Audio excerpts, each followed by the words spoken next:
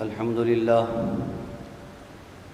لله رب العالمين، والصلاة والسلام على سيد الأنبياء والمرسلين، والصلاة والسلام على آباء سيد الأنبياء والمرسلين، والصلاة والسلام على أمهات سيد الأنبياء والمرسلين، والصلاة والسلام على أعمام سيد الأنبياء والمرسلين، لا سيما أفضل البشر بعد الأنبياء بالقول الغالب، خير الناصرين سيدنا أبو طالب عليه السلام، وعلى آله وأصحابه وأهل بيته وعترته وعشيرته أجمعين.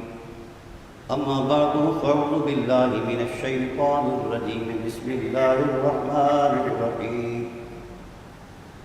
الله نور السماوات والأرض، مثل نوره كمشكاة فيها مصباح، المصباح في زجاجة، الزجاجة كأنها كوكب دري يوقد من شجرة مباركة زيتونة لا شرقية ولا غربية، يكاد زيتها يضيء ولو لم تمسسه نار، نور على نور، يهدي الله لنوره من يشاء، ويضرب الله الأمثال للناس لعلهم يتذكرون. صدق الله مولانا العظيم، وبلغنا رسوله النبي العظيم الرؤوف الرحيم. إن الله وملائكته يصلون على النبي، يا أيها الذين آمنوا صلوا عليه وسلموا تسليما. اللهم صل على سيدنا محمد وعلى آل سيدنا ومولانا محمد كما صليت على إبراهيم وعلى آل إبراهيم إنك حميد مجيد. الصلاة والسلام عليك يا سيدي يا رسول الله، وعلى آلك يا سيدي يا حبيب اللہ. حمد و صلاة کے بعد انتہائی واجب القدر حاضرین و ناظرین، ماہ محرم الحرام کا آغاز ہو چکا ہے. یہ ماہ مقدس اپنے دامن میں بڑی ساری حرمتیں سجائے ہوئے حرمت کو ملا ہے، اور ہماری جو گفتگو طے ہوئی تھی وہ تھا قرآن اور حسین بقائے دین کا راز ہے.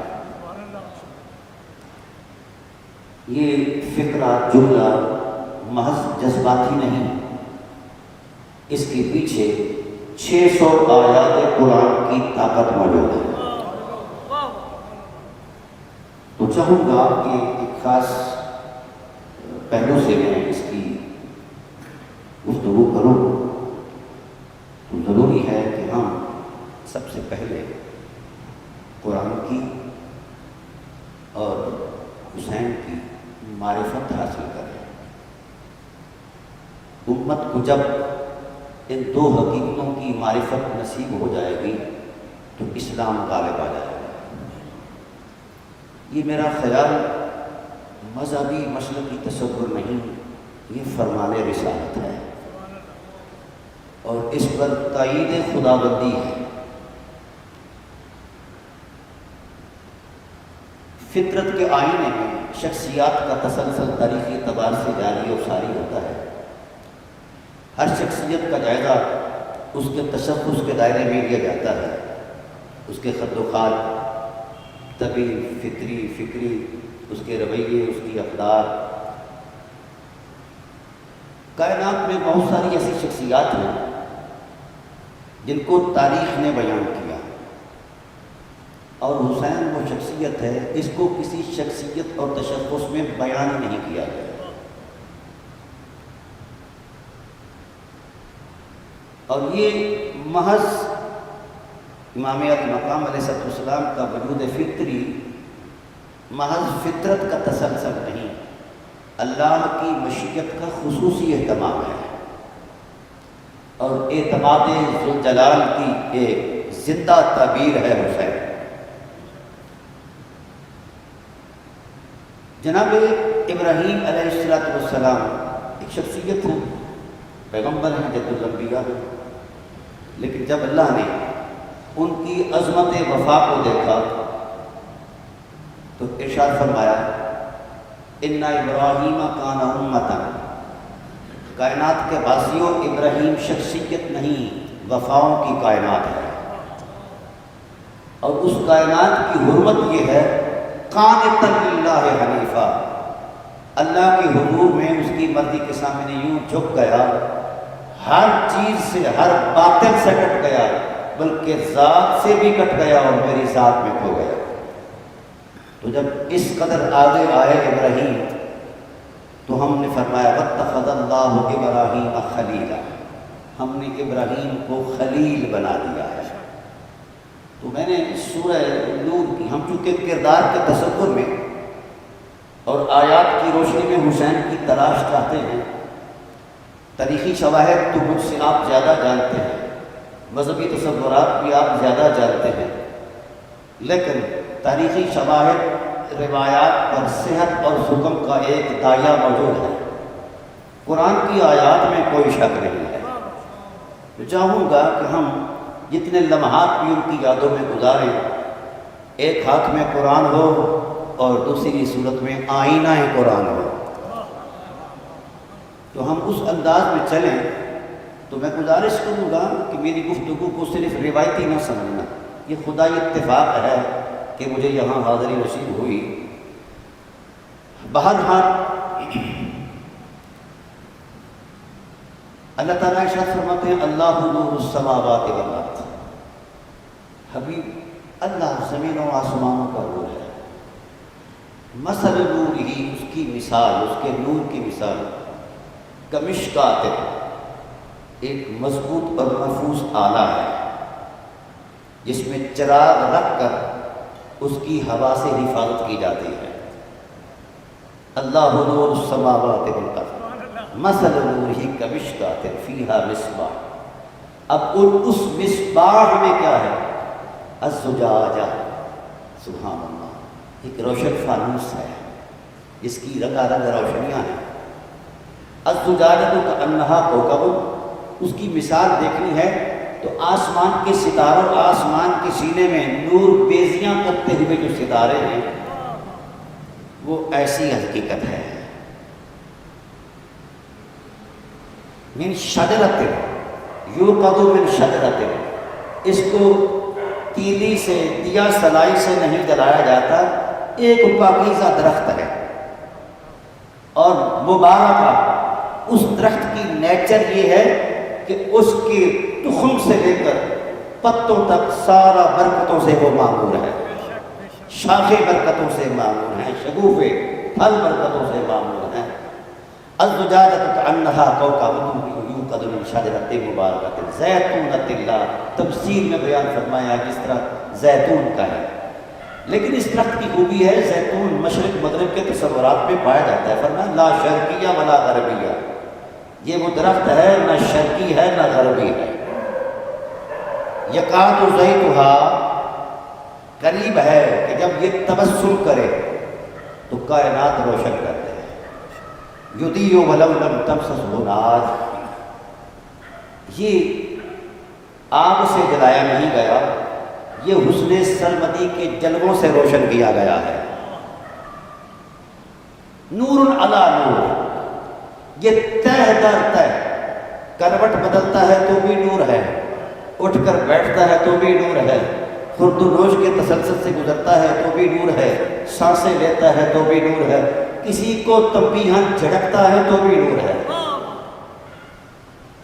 نور علی نور یہدی اللہ لنورہ، بڑا جملہ ہے خدا کا، جس طرح کی شاعر شان تھا اس نے اپنی شان کے مطابق جملہ دیا۔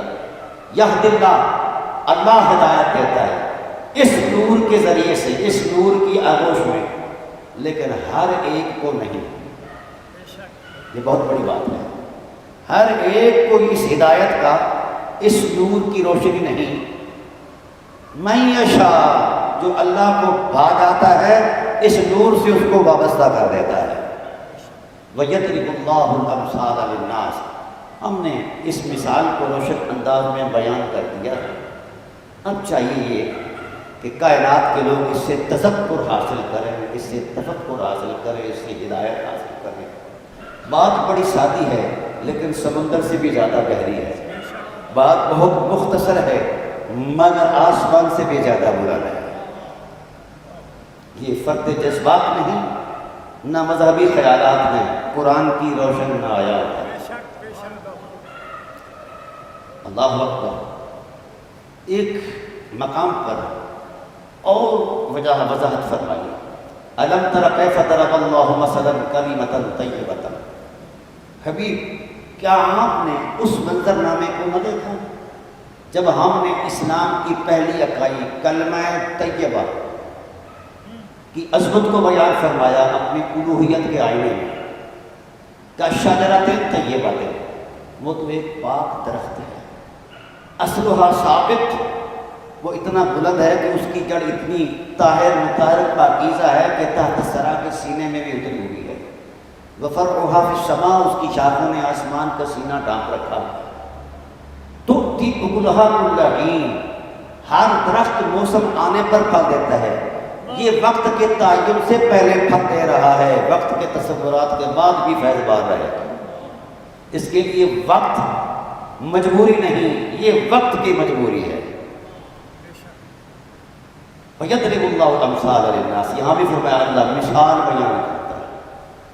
جب یہ آیت نازل ہوتی ہے تو رسالت پناہ عالم صلی اللہ علیہ وسلم اپنے اصحاب سے پوچھتے ہیں، جس درخت کا تصور قرآن دیتا ہے، تم اہل مدینہ ہو اور کاشتکاری اور درختوں کی تعبیرات تفسیرات میں تم زیادہ مہارت رکھتے ہو، بتاؤ یہ کون سا ایسا درخت ہے؟ ہر صحابی نے اب اپنے طرز عمل کے اعتبار سے تجربے کی روشنی میں اس درخت کی نشاندہی کی، کسی نے انگور کی، کسی نے کھجور کی۔ چلتے چلتے جہاں بات رک گئی کہ یہاں سے مراد کھجور ہو سکتا ہے کہ اس کا پھل مسلسل موجود ہوتا ہے، رسول پاک نے اصحاب رسول علیہ رضوان کے اس نظریے کو رد کر دیا۔ کہا تم اہل زبان ہو، قرآن کا قرینہ لفظ جو ہے وہ تمہارے اس تصور اور تجربے کو نہیں مانتا۔ وہ کہتا ہے تؤتی اکلھا، جو مسلسل پھل دے۔ کب؟ حین بعدل ربھا، اللہ کے اذن سے وہ مسلسل پھل دے، اس کے لیے وقت کے تصورات پیچھے ہیں، یہ وقت سے بھی پہلے پھل دے رہا ہے، فیض بار ہے درخت۔ تو سیدنا صدیق اکبر رضی اللہ تعالیٰ عنہ کھڑے ہو گئے، کہا جہاں پناہ عالم قرآن آپ پر نازل ہوا ہے، ہم وہی سمجھتے ہیں حق جو زبان رحمت سے نکلتا ہے، اس لیے آپ اس کی وضاحت فرمائیں، جو ہمیں آتا تھا ہم نے کہہ دیا۔ تو رسالت پناہ عالم نے کیا سادی تعبیر کی، یوں انگلی اٹھائی، اصحاب سمجھے کہ مشرق مغرب شمال جنوب کہیں کوئی تصور پیش کرے گا کہ یمن میں ہے، اردن میں ہے، لبنان میں ہے، شام میں ہے، تو جہاں کہیں کہ اس کی طرح کے تصورات پائے جاتے تھے تو کسی سمت حضور اشارہ کریں گے، لیکن حضور کی سادہ لوحی اور نبوت کی تاثیر پر قربان جائیں۔ آپ نے فرمایا یوں انگلی پھیلائی، پھیری، نبوت کے سینے پر رکھ کر فرمایا انا شجراتن، وہ درخت جو وقت کے تعینات سے بھی پہلے فیض دیتا ہے، بار آباد ہے، وہ میری ذات ہے۔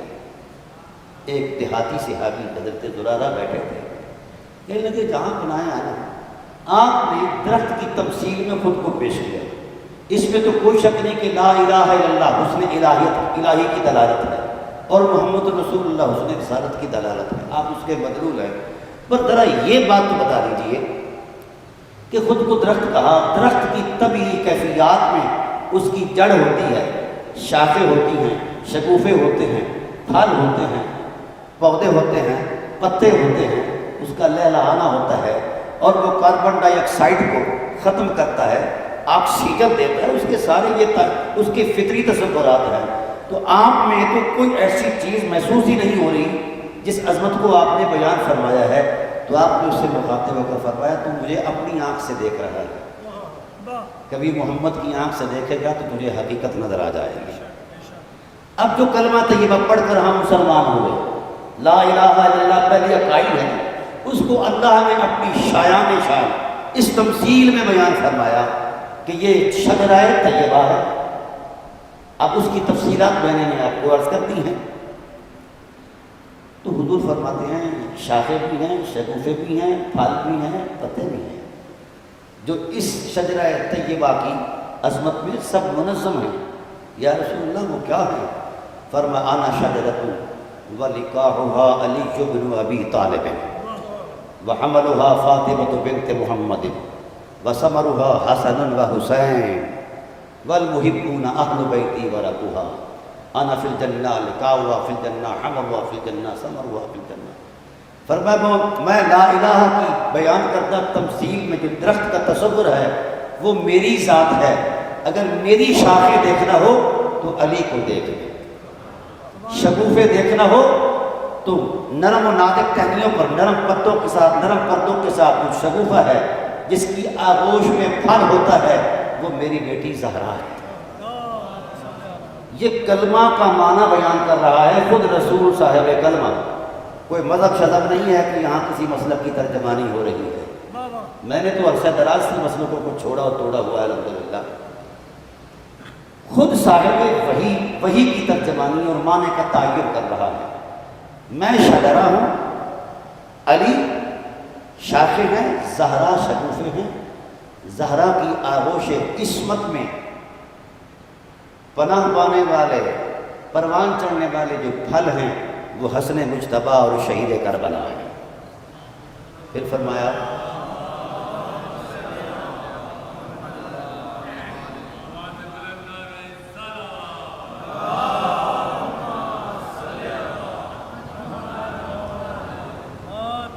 اب اس تصور میں جب بیان فرمایا گیا تو پتوں کا تصور رہ گیا تھا. تو اس کو اپنے نصیب پر ناز کرنا چاہیے جس کو حب اہل رسول کی نعمت ملی ہے. وہ کسی بھی قسم کا بندہ ہو، کپڑے اس نے کالے پہنے ہو تو، سفید ہو تو، کیسے ہو، اس کے من میں حسین رہتے ہیں تو بہت بڑا آدمی ہے. اچھا فرمایا والمحبون اہل بیتی ورثها. جس طرح درختوں کے پتے وجود درخت کا حصہ ہوا کرتے ہیں، جس من میں میرے حسین کی محبت کا دیپ جلا ہوا ہے وہ یہ یقین کرے کہ وہ صرف امتی نہیں، محمد کے وجود کا حصہ ہے. محمد کے وجود کا حصہ ہے اور پتے کی فطرت ہے.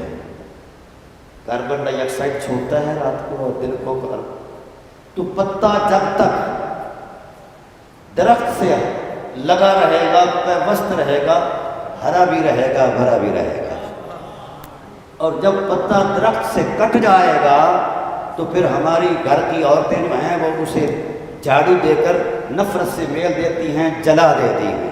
تو غیرت خداوندی نے فرمایا محبوب جب تک تیری امت کے باسی، تیری لوگ اس تیری آگ سے وابستہ اور پیوستہ رہیں گے قلب و روح کی عظمت کے ساتھ، یہ ہرے بھی رہیں گے، بھرے بھی رہیں گے. جب یہ کٹ جائیں گے تو جس طرح عورتیں انہیں جلا دیتی ہیں تو میں کٹ جانے والوں کو جلا ڈالوں گا. یہ میری غیرت کا اعلان ہے.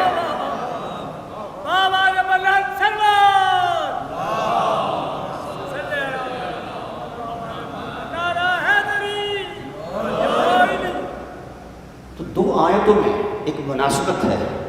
سورہ نور کی آیت اس میں خاص مناسبت ہے اللہ نور السماوات. اب یہاں اہل علم تھوڑے سے مختلف ہو گئے اور باب علم نبوت نے قیامت تک اس اختلاف کا خاتمہ کر دیا. اہل علم نے کہا کہ جب اللہ نور ہے زمین و آسمانوں کا تو پھر اس نے کہا کہ مثل نور ہی، اس کے نور کی مثال، اور دوسری طرف دوسری نص قرآنی میں کہتا ہے لیسا کمثلہ شیء، اس کی مثال ہی کوئی نہیں. تو دونوں آیتوں کا ٹکرا ہو گیا ہے. تو اصحاب رسول یہ آیت لے کر باب علوم نبوت کے دربار میں آئے، کہا علی مسئلہ الجھ گیا ہے، ہم بھی اہل عرب ہیں لیکن قرآن تیرے مزاج کے ساتھ ہے اور تیرا مزاج قرآن کے ساتھ ہے، اس کی تصدیق رسول نے فرمائی ہے، اور اس تصور میں نہیں فرمائی کہ عقیدت کا کوئی احساس اور جذبہ ہے، نہیں، فرمایا قرآن علم ہے، قرآن نور ہے، قرآن حکمت ہے، دانائی ہے، شعور کی عظمتوں کا ایک بہت بڑا ترجمان ہے، اور علی تیرے بغیر قرآن کس کو آئے گا؟ بتائیے۔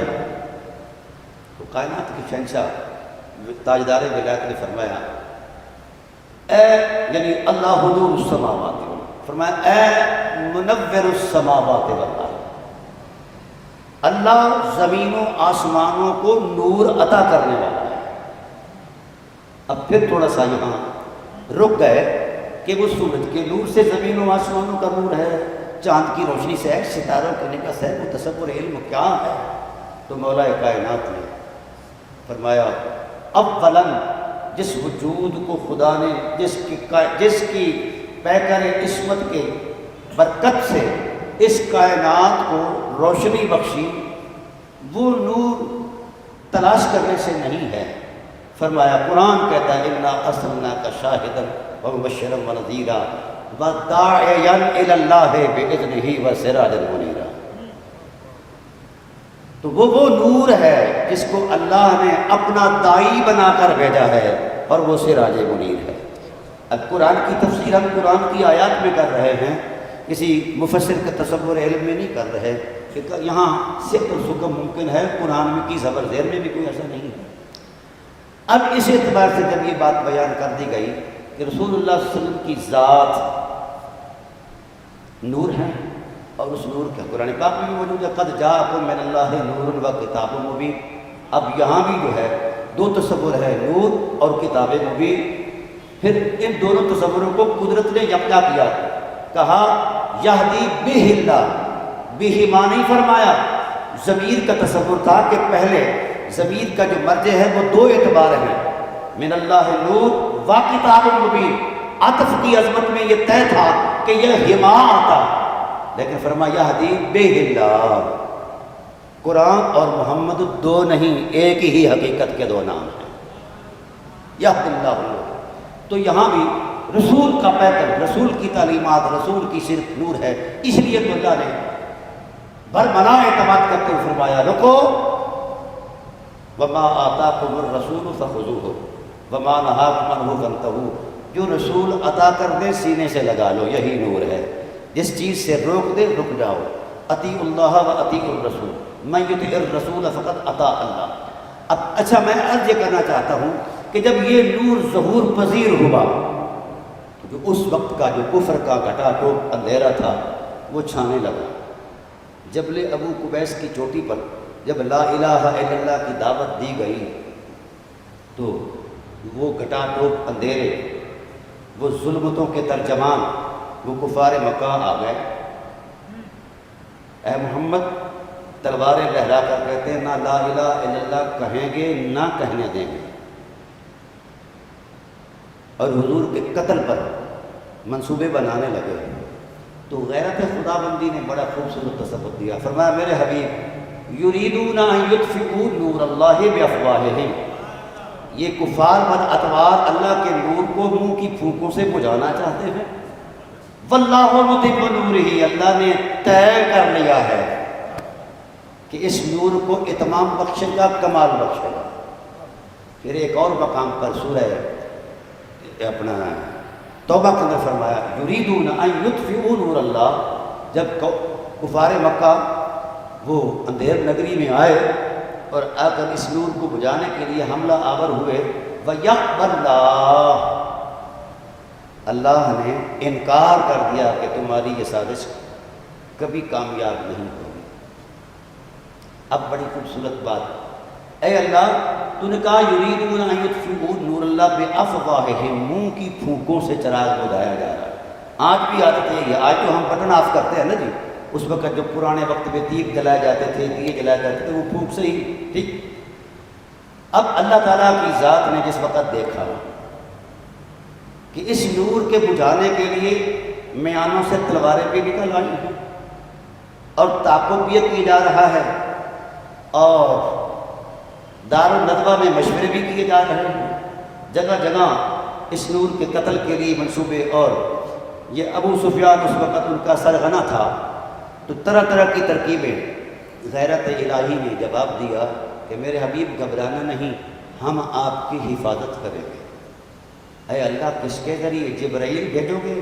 فرمایا جبرائیل کا قد اتنا نہیں ہے کہ اس کو تیرے سپرد کر جائے۔ میکائیل اے اللہ فرمایا کمشکات، جس طرح یہ لوگ اپنے چراغوں کو بجھنے سے بچانے کے لیے آلوں میں رکھتے ہیں، مشکات میں رکھتے ہیں، ہمارے دامن میں ایک مشکات ہے جس میں آپ کو رکھیں گے اور وہ آلہ آپ کی اور آپ کی دین کی حفاظت کرے گا اور دین کا ضامن ہوگا، آپ کی بقا کا وہ ضامن ہوگا۔ اللہ تعالیٰ کے حبیب کہتے ہیں کہ پروردگار عالم وہ آلہ کہاں ہے جہاں میری حفاظت کرنی ہے؟ تو حضور عظمت الہی سے آغاز آئی، میرے محبوب آپ کی حفاظت کا جو اہتمام ہے وہ آج سے تو نہیں ہے، تیرے یوم میلاد سے شروع کیا گیا ہے، کیونکہ میرے علم میں تھا کہ تیرے تعاقب میں علماء یہود چھریاں لے کر پھر رہے ہیں، تلواریں لے کر پھر رہے ہیں، خنجر لے کر پھر رہے ہیں، تو میں نے ایک محفوظ آلے میں تجھے پہلے سے ہی رکھا ہوا ہے جو مشکات قرآنی کی پہلی تفسیر ہے۔ بڑا جملہ ہے، جو مشکات قرآن ہے، نہیں سمجھے؟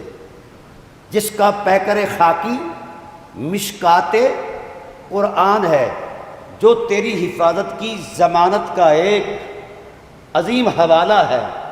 اے اللہ وہ کون ہے؟ فرمایا وہ شروع سے حفاظت تو ہو رہی ہے، پتہ نہیں یا اللہ کیا ہے؟ فرمایا علم یجد کا یتیماً فآویٰ، میرے حبیب جب ہم نے آپ کو یتیم پایا تھا تو بولیے ہم نے اپنی آغوش نہیں دی؟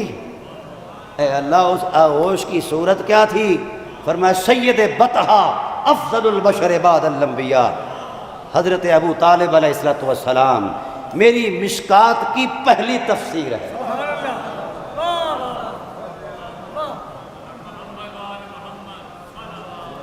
میرا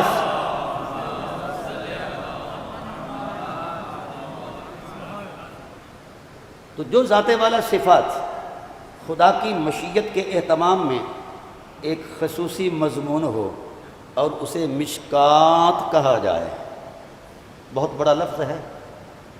علامہ راضی علیہ رحمٰن اس کی تعبیر کرتے ہیں کہ میرے حبیب آپ کے پیکر کو ہم نے کائنات کی ہر عظمت پر ہم نے آپ کو احسان قرار دیا ہے کہ آپ کا وجود احسان ہے، آپ کے وجود سے کائنات کی بزم میں یہ سجاوٹ ہے، سب کچھ ہے۔ آپ کی ذات ہر ایک حقیقت پر احسان ہے، پر ایک حقیقت ایسی بھی ہے جو تیری ذات پر احسان ہے۔ وہ کون ہے؟ وہ سید بطحہ افضل البشر بعد الانبیاء حضرت ابو طالب علیہ السلام ہے۔ یہ بات ہو سکتا ہے کہ کسی صاحب علم کے نقشہ خیال میں یہ بات گزرے کہ یہ جذباتی جملے آؤ ہم قرآن سے پوچھ لیتے ہیں، ہم قرآن سے ہی پوچھ لیتے ہیں۔ اللہ تعالیٰ ارشاد فرماتے ہیں، ایک تصور دیا حضور صلی اللہ علیہ وسلم کی حفاظت کے لیے، فرمایا ثانی اثنین اذ ھما فی الغار، ایک ایسا شخص بھی ہے جو تیری حفاظت کے لیے خدمت کے لیے غار میں تھا۔ اذ یقول لصاحبہ لا تحزن، جس وقت اس نے اپنے محبوب سے کہا، آپ سے کہا نا، اس نے خدشے کا اظہار کیا کہ کفار چڑھ آئے ہیں، تو آپ نے کہا لا تحزن ان اللہ معنا، کہ اللہ ہمارے ساتھ ہے۔ تو اس ذات والا صفات نے اپنی قدروں میں پہرا دیا، لیکن اس پہرے کا عنوان اور ٹائم پیریڈ 3 دن تھا، ٹھیک؟ اب اس کی حرمت کو اتنا بیان کیا گیا شریعت کے پیمانوں میں کہ آسمان چھوٹا ہے، وہ نیکی کے جذبے بڑے ہیں، ستارے تھوڑے ہیں، ان کی نگہت تھوڑی ہے، نیکی کا تصور بڑا ہے۔ میں نے کہا اس میں کوئی شک نہیں۔ غار ثور کے اندر مشکیزہ پانی کا بھی تھا، حفاظتی تدبیر میں روٹی بھی تھی، خورد و نوش کا سامان بھی تھا، بستر بھی تھا، اور ہماری روایات کے مطابق وہاں کبوتری نے انڈا بھی دیا تھا، مکڑی نے جالا بھی بنا تھا، قرآن کہتا ہے وہاں فرشتوں نے بھی پہرا دیا تھا، لیکن 3 دن سے آگے نہ بڑھ سکا یہ عنوان۔ اور ایک ایسی حقیقت بھی ہے جہاں 3 دن کا تصور نہیں، نہ وہاں پانی ہے، نہ خوراک ہے، نہ لباس ہے، نہ خورد و نوش ہے، نہ زندگی ہے، کہیں کچھ نہیں، کلفت ہے۔ فلک شکاف شیر خوار بنی ہاشم کے بچوں کی چیخیں ہیں، اور مخدرات بنی ہاشم کی ٹوٹی ہوئی ارمان اور امنگیں ہیں، اور نوجوانوں کی دوہری کمرے ہیں، یہ اثاثہ ہیں۔ تو وہ کون سا ایسا ماحول ہے جس ماحول میں کسی ذات نے تجھے اپنی آغوش میں سمیٹ کر 3 سال تیری حرمت کا پہرا دیا ہے؟ اگر 3 دن کا پہرا دینے والا اپنی حرمت ثواب میں اتنا بلند ہے کہ آسمان چھوٹا ہے، تو میں اہل علم سے کہتا ہوں، کائنات کے بھر کے اہل علم سے کہتا ہوں، اگر اس تصور میں آپ ایک حرمت اور عظمت سمجھتے ہو تو بے شک سمجھو، ایک حقیقت ہے، لیکن ذرا بتائیے تو صحیح، یہاں 3 دن ہیں اور وہاں 3 سال ہیں۔ اس سے آگے ایک اور تصور دیا حفاظت کا، وہ یہ تھا کہ ہاں جس وقت حضور نے جبل ابو قبیس کی چوٹی پر لا الہ الا اللہ کہا تو کفار مکہ نے کہا نہ کہیں گے نہ کہنے دیں گے۔ جناب ابو طالب علیہ السلام اونٹ چرا رہے تھے، اونٹوں کو آوارہ چھوڑ دیا کہ آج میرے محبوب کی حرمت نبوت کو چیلنج کر دیا گیا ہے۔ دوڑے آئے، جہاد کا حکم نہیں آیا، کوئی صف بندی نہیں ہوئی، کوئی بٹالین موجود نہیں، کوئی حمایت بھی موجود نہیں۔ قربان سلام نیاز پیش کرتا ہوں غیرت ابو طلبی کو، سب سے پہلے حمایت محمد میں جس ذات نے تلوار کو میان سے نکال کر کہا اقیم علی نصر نبی محمد اقاتل عنہ بالقنابلی، لوگو تم اس محمد کو لا الہ الا اللہ نہیں کہنے دیتے، خدا کی حرمت کی قسم جس کا کوئی شریک نہیں ہے، میں کھڑا ہو گیا ہوں تلوار لے کر ان کی عبادت میں۔ اور پھر فرمایا قد اتاکم من الملیک رسول الالہ علی فطرتی، تم جانتے نہیں ہو کتنی تدبیر ہے۔ لوگ کہتے ہیں کہ وہ ایک پہرے دار تھا، قرآن کا سب سے پہلا مفسر بھی وہی تھا، ترجمان رسالت بھی وہ پہلا سب سے پہلا وہی تھا۔ یہ تو اس وقت کا ترجمان ہے جب آقا علیہ السلام قبلہ پیدا ہوئے، تو پیدائش کے وقت چونکہ بنی ہاشم میں خوشی کا ایک ایسا ذوق پیدا ہوا کہ ہر ایک فرط محبت سے جھوم اٹھا، کعبۃ اللہ بھی جھوم اٹھا۔ حضرت عبد المطلب علیہ السلام طواف کر رہے تھے تو کعبہ سے آواز آئی اب کعبے کا کعبہ آ گیا ہے، ادھر چلو اس سے پیار کرو، جو کرنا اس کے ساتھ کرو۔ دوڑ کر آئے، ہاتھوں میں اٹھایا، چوما اور جھوم کر کہا الحمدللہ الذی آتانی الغلام قد ساد فی المہد فی الغلمان، اے اللہ تیری حمد ہے، تو نے ایسا بیٹا عطا فرمایا ہے جو پنگوڑے میں تاجدار لگتا ہے۔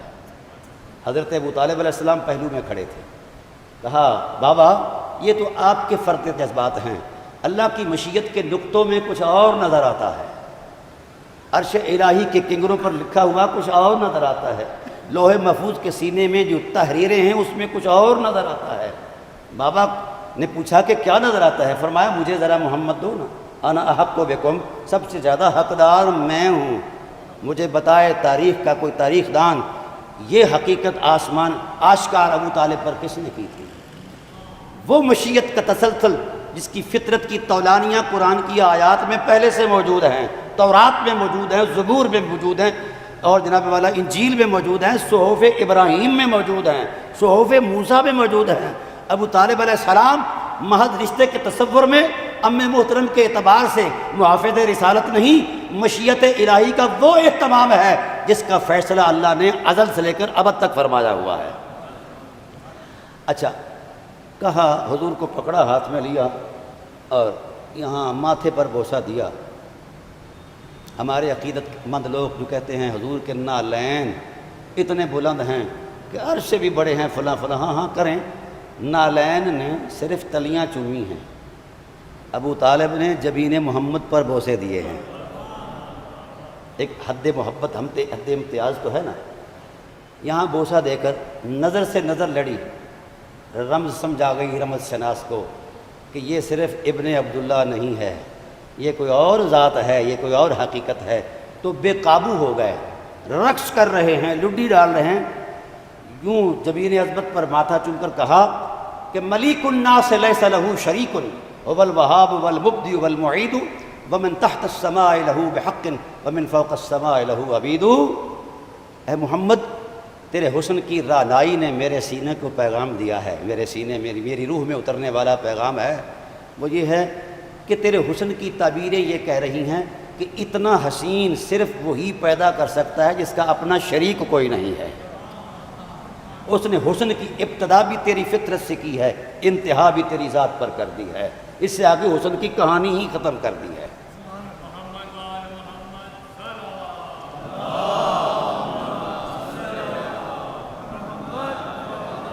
اب پھر فرمایا رخسارہ چوما دایاں۔ چاہیے تو یہ تھا کہ وحی کا انتظار کر لیتے، کیونکہ فترۃ الوحی کا 2500 سال کا یا اس سے زائد عرصہ گزر چکا تھا۔ جب وحی نہیں آئی تو پھر تو شریعت بنتی نہیں ہے۔ مجھے سمجھائے کوئی شیعہ کوئی سنی، نزول وحی سے پہلے جس نے راز الست کی تحریر لکھی ہے وہ کون ہے؟ کوئی تو مذہب کا دانشور بتائے، کوئی کا تاریخ کا مورخ بتائے کہ سینہ ابو طالب کے اندر یہ جو فیضان آیا ہے کیسے آیا ہے۔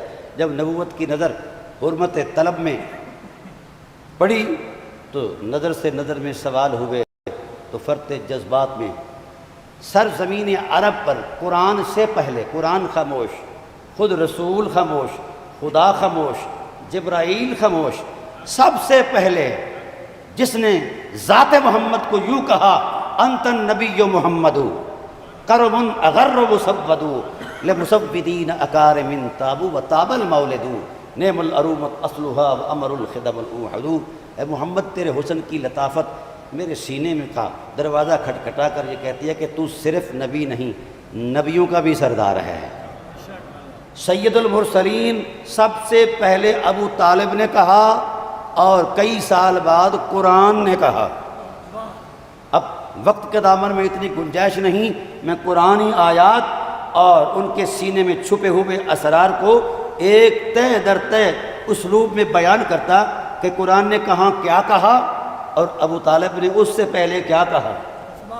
یہ ختم نبوت کا آج بہت بڑے عقیدے پر پہرا دیا جا رہا ہے۔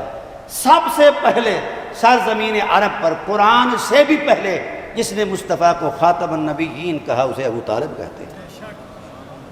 تو یہ تو ایک کائنات ہے الحمدللہ۔ میں نے 12,500 صفحات پر ان کی حرمتیں لکھی ہیں۔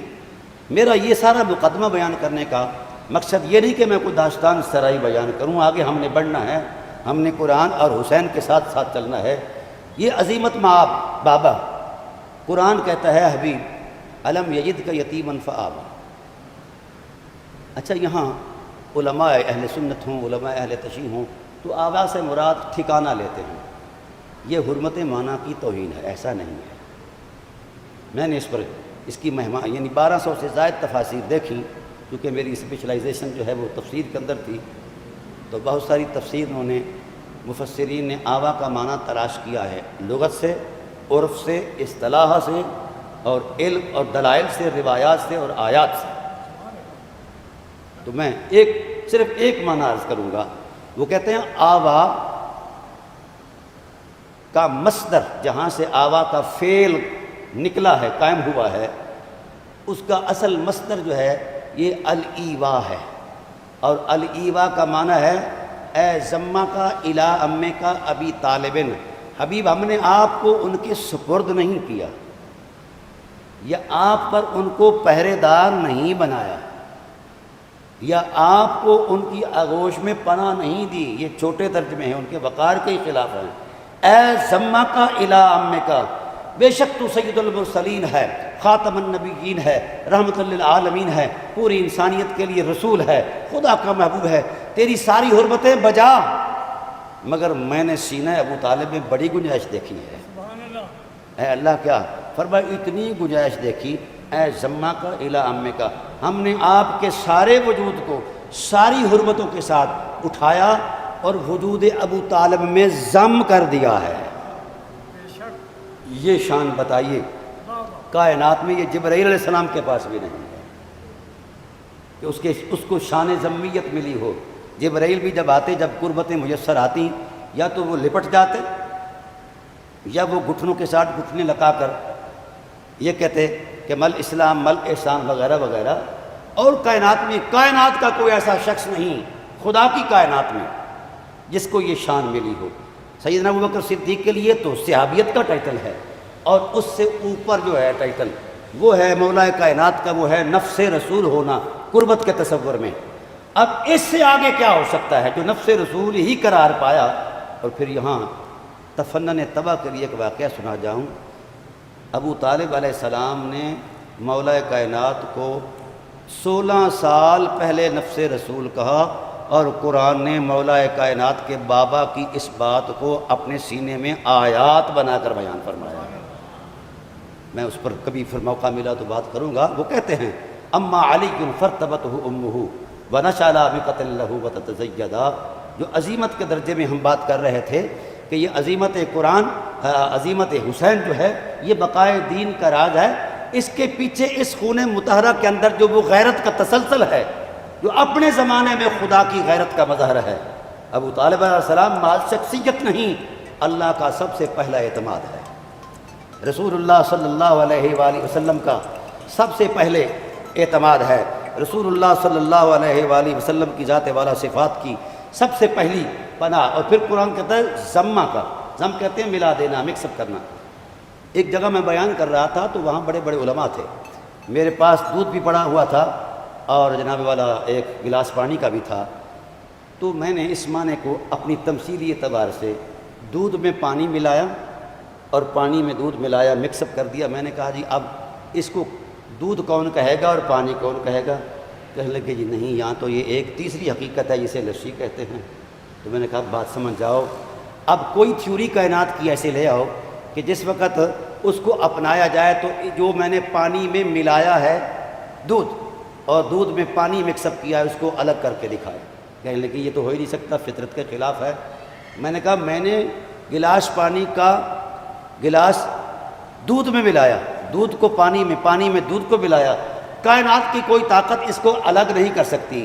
تو جس ذات نے ذات مصطفیٰ کو ذات ابو طالب میں ملا دیا ہے، کون سی ایسی طاقت ہے؟ مجھے قبلہ کہا جاتا ہے کہ ابو طالب کو آپ صحابی مانتے ہیں؟ میں نے کہا جی نہیں میں مانتا. کہنے لگے آپ اتنی حرمتیں، اتنی صحبتیں قربتیں بیان کرتے ہیں، نبوت کے بعد تو مرتبہ صحابیت کا ہے. میں نے کہا جی آپ نے قرآن نہیں پڑھا. صحابیت اپنے مرتبے میں بڑی حرمت ہے، بڑا مقام ہے. بڑی آیات صحابیت کے تقدس بھی ان کی حرمت کردار پر نازل ہوئیں. صحابیت جتنی مرضی بلند و بالا چلی جائے باوجود اس کے بھی وہ قد ابو طالب سے بہت چھوٹی ہے. کیونکہ ابو طالب کو قرآن نے نہ صحبت میں تصور میں پیش کیا نہ میت کے. جس طرح ابوبکر صدیق کو صحبت اور میت کے تصور میں قرآن پیش کرتا ہے، تو ابو طالب علیہ السلام کو نہ صحبت میں نہ میت میں. قرآن نے کہا اے ضمہ کا حبیب، ہم نے آپ کو آپ کے عام میں ضم کر دیا ہے. اب مجھے بتایا جائے لا الہ الا اللہ کا جو کلمہ ہم پڑھتے ہیں اس سے اللہ کی ذات کو ہٹا دیں تو کالی لکیریں، محمد الرسول اللہ صلی اللہ علیہ وسلم کو ہٹا دیں تو محمد الرسول اللہ کا تکلم کالی لکیریں، تو معنی ہوگا تو لفظ دلالت کرے گا نا. تو بات بھی سمجھ آئی کہ لا الہ الا اللہ محمد رسول اللہ میں دو حقیقتیں ہیں. پہلی حقیقت توحید باری تعالیٰ اور دوسری حقیقت رسالت. توحید کے لیے جو عظمت معاب وجود ہے وہ خدا کی ذات کا ہے، اس کی جو شایان شان ہے اس کی تمثیل نہیں لے سکا مثلہ ہی شے. اور جو رسالت ہے اس کا کائنات میں پیکر محسوس بھی ہے، کیونکہ اس نے اسوہ دینا ہے ان کو جو خود پیکر محسوس میں ڈھلے ہوئے ہیں. تو اس تصور میں جب یہ بات قائم ہو گئی تو بھئی اس ذات کو، اس وجود کو خدا نے اٹھایا، ضم کر دیا ذات ابو طالب میں. اب یہ کیسے کہا جا سکتا ہے کہ کلمہ ہے اور ابو طالب نہیں ہے؟ تو وہ کلمے کے آثار میں لباس صاحب کلمہ بن کر کلمے کا معنی ہے.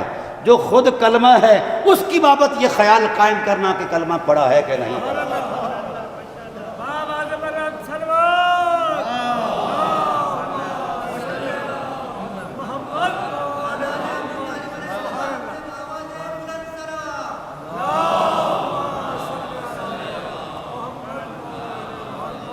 ابو طالب پر بحث نہیں، ایمان لایا جائے.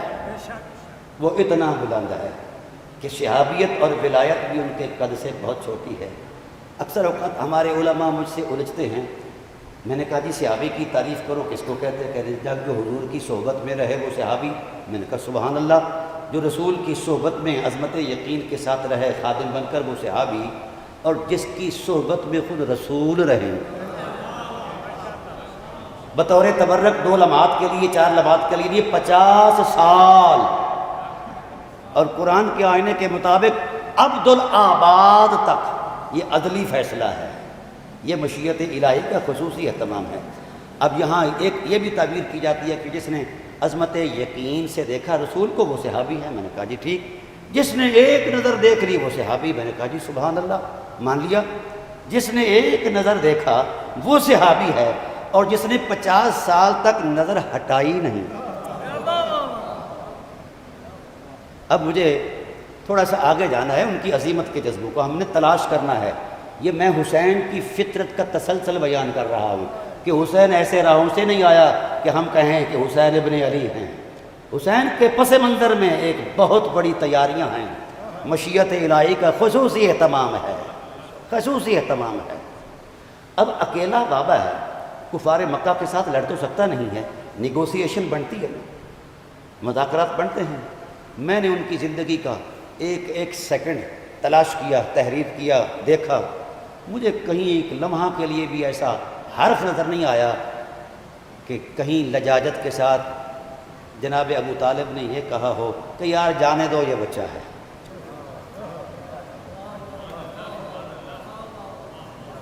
چھوڑو یار، یہ کیا کہا کفار مکہ کو جب مخاطب ہوتے ہیں؟ ہاں، جب جبل ابو قبیس کی چوٹی پر آپ کو روکا گیا نا، تو حضور جناب ابو طالب علیہ السلام آئے، پتہ چلا کہ یہ بدماشی انہوں نے کی ہے، تو کائنات کے شہنشاہ کا بازو پکڑا، بازو حرم کعبہ میں لے آئے، جہاں بڑے بڑے رواشاہ کے تکیے لگے تھے، بڑی بڑی جناب اللہ انجمنیں سجی تھی، تو آپ نے فرمایا کہ آپ کو انہوں نے لا الہ الا اللہ سے روکا ہے؟ سب کے سامنے کہا جی ہاں لا الہ الا اللہ سے روکا ہے۔ تو حضور کا ہاتھ بلند کر کے کہا، فرمایا فاصدع بعمرک ما علیک غضاضۃ۔ اب آپ پنجابی نہیں جانتے تو میں اس کا اردو میں ترجمہ کرتا ہوں، فاصدع بعمرک ما علیک غضاضۃ، بازو لہرا کر کہو لا الہ الا اللہ محمد رسول اللہ۔ تو حضور نے سوالیہ نظروں سے دیکھا کہ بابا حالات کی سنگینی ہے، تلواریں میانوں میں سے نکالی ہوئی ہیں اور یہ باشیں پھیلا کر بیٹھے ہیں، تو ایسے حالات میں کہہ دوں؟ فرمایا کہہ دو۔ کہا جی ان کی ذمہ داری؟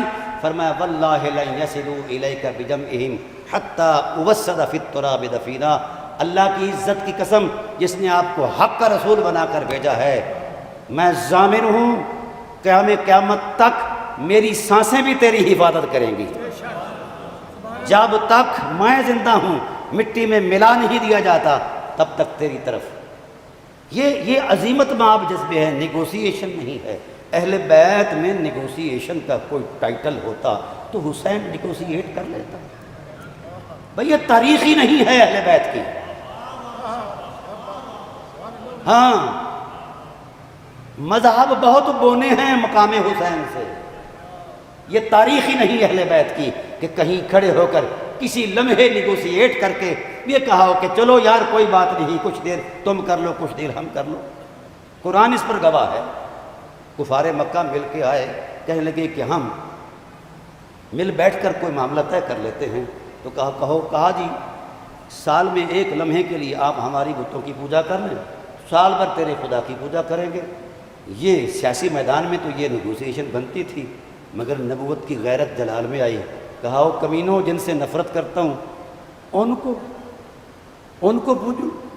میرے جد کریم کا وہ جملہ موجود قرآن پاک میں، وہ لفظ موجود ہیں، کیا کمال ہے۔ فرمایا وَإِذْ قَالَ إِبْرَاهِيمُ لِأَبِيهِ وَقَوْمِهِ إِنَّنِي بَرَاءٌ مِّمَّا تَعْبُدُونَ۔ حبیب یاد کرو نا اس وقت کو جب تیرے جد کریم اللہ کے خلیل ابراہیم نے للکار کر کفار کو، جہاں بت بنتے تھے اور بت کدے تھے، صرف اکیلا مواحد تھا ابراہیم، جہاں اس نے للکار کر بت کدے میں کہا اننی براء، میں بیزاری کا اعلان کرتا ہوں تم سے اور تمہاری بت پرستی سے۔ اب یہ بات بنتی نہیں تھی، لیکن پیغمبر کی غیرت جلال میں آئی کہ یہ پلیدی ہے، پیغمبر کے دامن میں لمحہ کے لیے بھی قبول کر لی گئی تو پھر پیغمبر کے لیے اسوہ بننا ناممکن ہو جائے گا۔ لیکن کہنے میں اتنا شاندار جذبہ تھا، موج تھی خلت کی، تلاطم تھا خلیل ہونے کا، اس شان سے کہا کہ عرش الہی بھی جھوم اٹھا، عرش الہی بھی جھوم اٹھا، لوح محفوظ میں بھی وجد آ گیا۔ تو اللہ نے فرمایا میرے خلیل اکیلے ہو، یہ سب بت پرست ہے، فلاں فلاں، ڈر نہیں لگا؟ کہا اللہ جب سے تجھ سے لو لگی ہے ڈر ختم ہو گیا ہے۔ تو قدرت نے کیا کہا؟ وَجَعَلَهَا كَلِمَةً بَاقِيَةً فِي عَقْبِهِ لَعَلَّهُمْ يَرْجِعُونَ، ہم نے یہ کلمہ جو آج تیری للکار ہے ہم نے تیری اولاد کا خمیر بنا دیا ہے۔ تو قرآن کہتا ہے کہ کلمہ ابو طالب کا خمیر ہے، تو جس کے خمیر کا تصور قرآن دے رہا ہو اس کی بابت یہ خیال کرنا کہ کلمہ پڑھا ہے کہ نہیں پڑھا۔ میرے تصور فکر کو چھوڑ کر آپ کلمے سے پوچھو کہ کلمہ بتا، سب سے پہلے تیری طاقت کون بنا، تجھے کندھا کس نے دیا ہے؟ تو کلمہ للکار کر کہے گا میری طاقت کا پہلا عنوان ابو طالب ہے۔ یہ عظیمت کے جذبے ہیں، یہ خیالات اور مذہب تراشی نہیں ہے۔ تو دوستان محترم، یہاں قدم قدم پر آپ نے ترجمانی کی، قرآن کی بھی، اور بڑے غیور انداز میں، کبھی جھکے نہیں ہیں۔ تو جس کی فطرت میں یہ شان ہو، ہائے ہائے، کہنے لگے کفار جب آپ کا وصال ہونے لگا تو بابا مر رہا ہے بھائی، محمد صلی اللہ علیہ وسلم کا شیلٹر ہٹ گیا، اب ہم کریں گے کام۔ تو آپ کو پتہ چلا تو عالم نزا میں بیٹھ گئے، کہا میں نے عظیمت مآب جذبوں کے ساتھ ذات محمد پر پہرا دیا اور تمہیں ہوا تک نہیں لگنے دی۔ یاد رکھو میں مر رہا ہوں، یہ اللہ کے سچے وعدے ہیں، یاد رکھنا میں مر رہا ہوں، پر اس بات پر بھی دھیان رکھنا میں مر رہا ہوں، میرا اعتماد زندہ ہے، میرا اعتماد زندہ ہے۔ حضور نے کہا بابا کس تصور میں اعتماد زندہ ہے؟ فرمایا ان علی الوجا فرا ثقتی عند احتدام الامور القربی، محبوب جب مشکل کشا، جب تمہیں مشکل درپیش آئے گی تو علی مشکل کشا بن کر آئے گا۔ تو یہ ایک وہ حقائق ہیں جن کو کائنات کا کوئی صاحب شعور جھٹلا نہیں سکتا۔ تو اس کے پیچھے بھی عظیمت مآب جذبے ہیں، اور ہر روزانہ اولاد کو یہ تلقین کرنا۔ بات سمجھ آ رہی میری؟ صلوات پڑھیے۔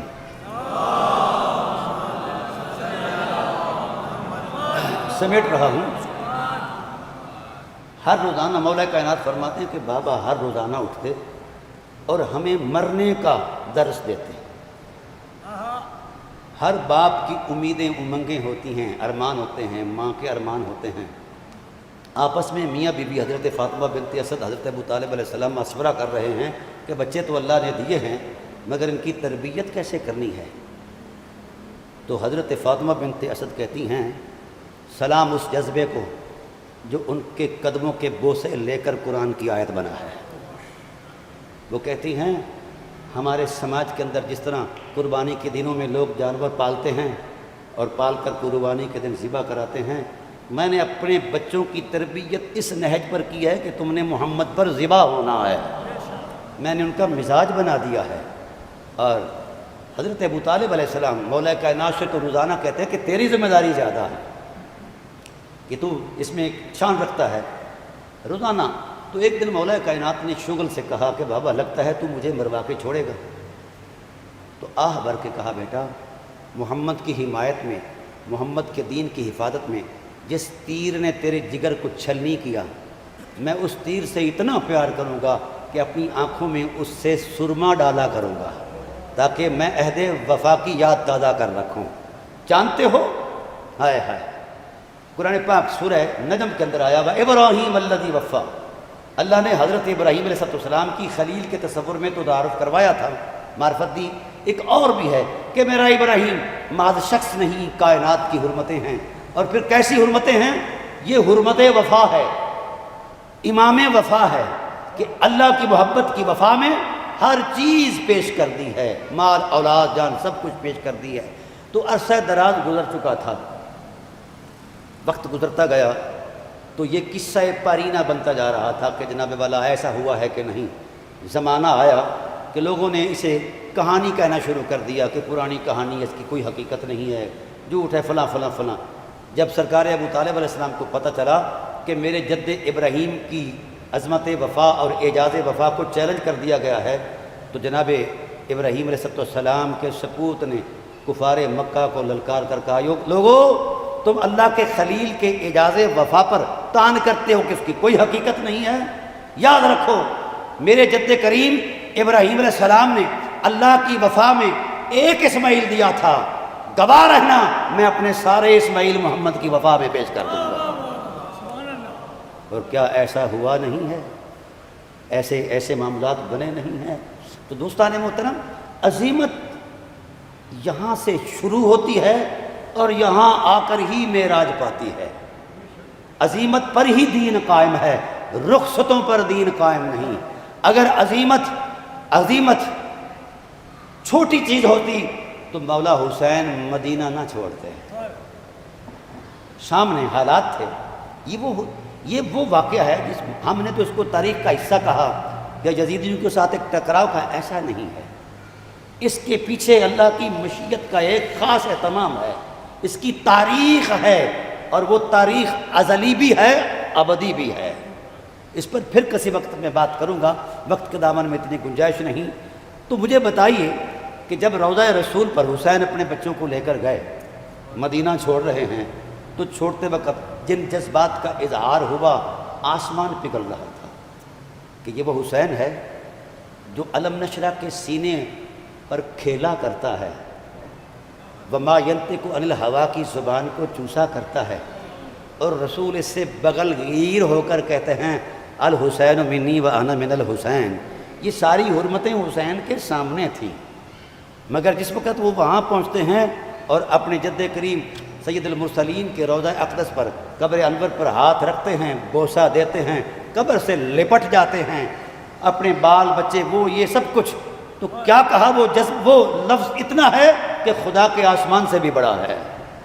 کہا بابا یہ وہ حسین ہے، آج ہمیشہ کے لیے آپ سے بچھڑ رہا ہے۔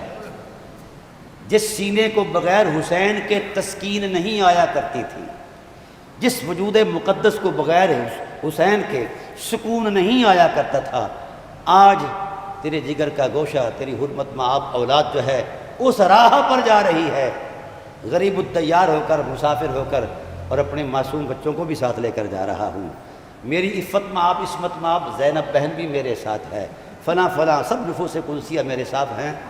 تو بابا میرے جد کریم، ہائے ہائے، مجھے یہ بتایا جائے، ہم تو اگر اس واقعہ کے واقع ہونے کے بعد اس کا تذکرہ کریں اور گریہ طاری ہو جائے تو فتوے آ جایا کرتے ہیں کہ یہاں گریہ نہ کرو، جائز نہیں۔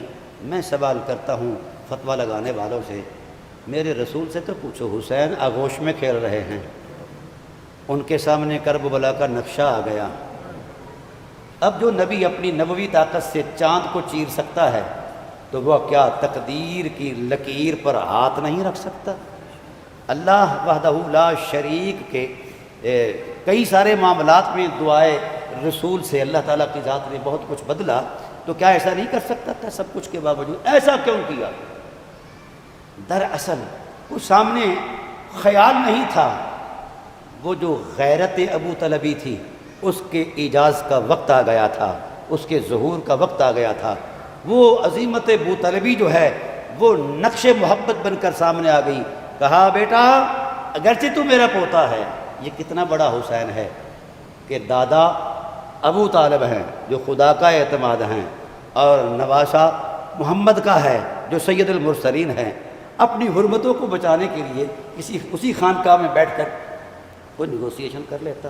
تو میں یہ سوال کرنا چاہتا ہوں کہ جب آغوش میں وہ کھیل رہے تھے، تو ایسے حالات میں جب اللہ کی رضا کے مناظر سامنے آئے، جبرائیل آئے، تو رسول کی آہیں نکلی، حجرہ طیبہ سے امہات المومنین نے باہر سے آوازیں سنی کہ آج رسول دھاڑے مار کر رو رہا ہے، ابھی تو اس کا تصور دیا گیا ہے، عمل میں وہ شہادت آئی نہیں۔ تو جو رسول وقت کے دورانیے سے پہلے ایسے حالات سے پہلے اپنی قلبی فطری یعنی یہ جو رونا ہے، یہ شیعت یا سنیت کا ایسا احساس نہیں، یہ فطرت نبوت کی وہ عظمت ہے جس پر بقائے دین کا راز ہے۔ تو اس یاد میں حضور سید عالم صلی اللہ علیہ وسلم روئے اور داڑے مار کر روئے۔ چاہیے یہ تھا کہ دعا کر لیتے، چاہیے یہ تھا کہ کوئی نہ کوئی صورت نبوی اعتبار سے بیان، اور وحی بھی جاری تھی، مگر رسول کیوں خاموش رہے؟ اللہ اکبر۔ جبرائیل آئے کہ یا رسول اللہ کچھ کہنا چاہو گے اس موقع پر؟ کہنے لگے میں اعجاز خلیل کا امانت دار ہوں، جب تو اس کی بارگاہ میں آیا تھا نار نمرود میں جاتے وقت تو کہا تھا کہ آگ کو پھیلا دوں نمرودیوں پر، اس نے کہا میرے رب کی رضا اگر مجھے جلانا ہے تو میرا جلنا ہی میری معراج ہے، تو میں اس خون کا تسلسل ہوں اور آج اس کے لیے امان مانگوں۔ حضور عظمت الہی سے آواز ہے، عرش کانپ گیا کہ محبوب اتنی لاڈلی چیز، اتنی قیمتی چیز، اور پھر زہرا کے ارمان۔ یار باپ دادا پر دادا یہ بھی رشتوں کا ایک الگ تصور ہے اور حرمت ہے۔ مجھے یہ بتاؤ، جس ماں کے خون مطہرہ کا مرکب حسین ہو، اس ماں کے جذبوں کو ہم کہاں سے شروع کریں اور کہاں تک لے جائیں؟ تو اس لیے دوستان محترم ہوا یہ کہ ایسے حالات میں رسول کے ہاتھ اٹھ گئے۔ ام المومنین حضرت ام سلمہ کہنے لگی کہ رسول کچھ کہہ رہے ہیں خدا کی بارگاہ میں، کیونکہ رسول نے ایک بات سن رکھی تھی، اس بات پر پہرا دیا۔ حضرت زہرا جب مولا حسین کو کنگھی کرتی تو ان کے سامنے یہ ساری حقیقتیں تھیں، کاشانہ نبوت میں سب کچھ روشن تھا، کوئی ابہام نہیں تھا، تو کنگھی دیتی ہوئی ماتھا چوم کر گلا چوم کر کہتی ہیں بیٹا حسین میرے دودھ کی حرمت ہے، اس میں صرف طہارت ہے، اس میں صرف عصمت ہے اور اس کی قیمت ادا کرنی ہے۔ جب بابا کا دین کسی مشکل سے دو چار ہو تو پھر یہ پیاری پیاری گردن یہ سر اتروا دینا اور دین کو نہیں چھوڑنا ہے۔ تو یہ وہ تربیت کا تقدس تھا، حرمت تھی جو رسول کے سامنے تھی کہ جب بیٹی آمادہ ہو گئی ہے اللہ کی اس رضا کی عظمت میں تو پھر ہاتھ اٹھائے۔ یہ نہیں کہا کہ اللہ حسین کو امن دینا، یہ نہیں کہا، کسی کتاب میں نہ شیعہ میں نہ سنی میں کہیں کوئی ثبوت نہیں۔ کہا اللہ جب ایسا وقت آئے میرے حسین کو اللہم آتے حسین صبرا، میرے حسین کو صبر عطا کر دینا ہے، میرے حسین کو صبر عطا کر دینا۔ اور ایسا ہوا جب حضور صلی اللہ علیہ وسلم علیل تھے تو بوقت علالت بی بی صاحبہ دربار رسالت میں ان کو لے آئیں، کہا انہلہما یا نبی اللہ، یہ میں وہ عظیمت کے جذبوں کے پیچھے دلائل پیش کر رہا ہوں، خیال نہیں۔ کہا بابا آپ حضور عظمت الہی میں تشریف لے جا رہے ہیں، لبیک کہہ دیا ہے اس دائی کو، دائی اجل کو، تو انہلہما ان کے لیے بھی اپنے نبوت کی برکات سے کچھ عطا کر دیجیے، ان کو بھی کچھ وراثت میں عطا کر دیجیے۔ تو رسول اٹھے، فرمایا ہاں ان کو میں وہ دوں گا جو ان کی شایان شان ہے، جو دنیا میں باپ دیتے ہیں وہ نہیں دوں گا، وہ بہت گھٹ ہے ان سے، ان کے مقام سے، ان کو وہ دوں گا جو ان کی شایان شان ہے۔ نحل تو لحاظ الکبیر السؤددی و جرعاتی، یہ جو بڑا بیٹا ہے اس کو میں نے نبوت کی پگڑی عطا کر دی ہے اور سرداری عطا کر دی ہے اور اپنی جرت کا فیضان عطا کر دیا ہے۔ تو سلام ہے امام حسن کی جرت پر کہ زہر سے جگر کے ٹکڑے ہو گئے مگر آہا تک نہیں کی ہے۔ یہ عظیمت وہ نبوی عظمت تھی۔ اور پھر حسین سے کہا کہ نحلت لہذا الصغیری الصبری والسخائی، اب میرے دامن نبوت میں دو چیزیں رہ گئی ہیں، نبوت کا صبر رہ گیا ہے اور نبوت کی سخاوت رہ گئی ہے۔ میں اس بیٹے کو وہ دو چیزیں عطا کر رہا ہوں، تو جن کے اثاثہ فطرت میں یہ نبوی مؤثرات اور حقائق ہوں، ان کا ایسے حالات میں ڈگمگانا یہ عقل میں نہیں آتا، مذہب میں کیسے آئے۔ اس لیے جب وہاں سے اٹھے بڑے اطمینان کے ساتھ، پھر مولا حسن پاک کی قبر پر جاتے ہیں تو بڑے اطمینان کے ساتھ گئے، رسول کی قبر سے اٹھے تو وہاں گئے وہاں بھی یہی باتیں کی، انشاءاللہ میں سکون کل دہراؤں گا کچھ تفصیلات کے ساتھ۔ اور جب اماں کے پاس گئے تو قدم اکھڑ گئے۔ اب یہ وہ جذبے تھے جو فطرت بھی چیخ اٹھی، حالات بھی جو ہیں وہ مزمحل ہو گئے کہ اب قدموں کی جو روش ہے یہ کس تولانی میں ہے، جا کر لپٹ گئے، کہا اماں میری ماں، آج تیرا حسین تیری آنکھوں سے ہمیشہ کے لیے اوجل ہو رہا ہے، بس میرے پائے ثبات کے لیے اللہ سے دعا کرنا، مصطفیٰ سے استدعا کرنا۔ تو قبر ہلی تو روضہ رحمت سے آواز آئی، بیٹا تو نے زہرا کا دودھ پیا ہوا ہے، تو کبھی نہیں ڈگمگا آ سکے گا، تیرے حالات تیری نوکری کریں گے، تو حالات کی زد میں نہیں آئے گا۔ تو جس خون مطہرہ کے مرکب میں عظیمت بوطلبی کا تقدس موجود ہو اور شیر خدا کے حرمت مآب خون کی تاثیر موجود ہو، رسالت کے نور کے تصورات موجود ہوں، زہرا کے صبر اور استقامت اور استغنا کی حرمتیں موجود ہوں، اس کے لیے کربلا کوئی حیثیت نہیں رکھتی۔ اللہ تعالیٰ کی بارگاہ رحمت میں دعا ہے کہ اللہ تعالیٰ مجھے اور آپ کو اس حرمت والے مہینے میں وہ آنکھیں عطا کر دیں کہ ہمیں قرآن کی بھی معرفت نصیب ہو جائے اور حسین کی بھی معرفت نصیب ہو جائے۔ کوئی تلوار نہیں اٹھانی پڑے گی، صرف معرفت حسین کی آ جائے امت کو۔ تو میں پورے وثوق سے کہتا ہوں اسلام آج بھی انہی کے جذبہ امتنان کی روشنی میں زندہ ہے، کل قیامت تک جو زندگی کی ضمانت ہے اسلام کی قرآن ہے اور حسین کی ذات ہے۔ اس لیے آقا نے فرمایا الحسین مع القرآن والقرآن مع الحسین لن یفترقا، حسین قرآن کے ساتھ ہے، قرآن حسین کے ساتھ ہے۔ تو جب اتنی بڑی حرمت رسول کہہ رہے ہیں تو امت حسین سے ہٹ کر اور کہاں سے کیا تلاش کرنا چاہتی ہے؟ لوٹ آئے امت اگر برقراری چاہتی ہے، اعتماد چاہتی ہے، احترام چاہتی ہے، مقام چاہتی ہے، تو جب قرآن سے کوئی چیز رہ گئی تو کسی اور کتاب سے لے لینا، یا حسین سے کوئی چیز رہ گئی تو کسی اور سے لے لینا۔ لوٹ آؤ امت، یہ وحدت کا وہ پلیٹ فارم ہے جس کی نشاندہی زبان نبوت نے فرمائی ہے۔ وما علینا الا البلاغ المبین۔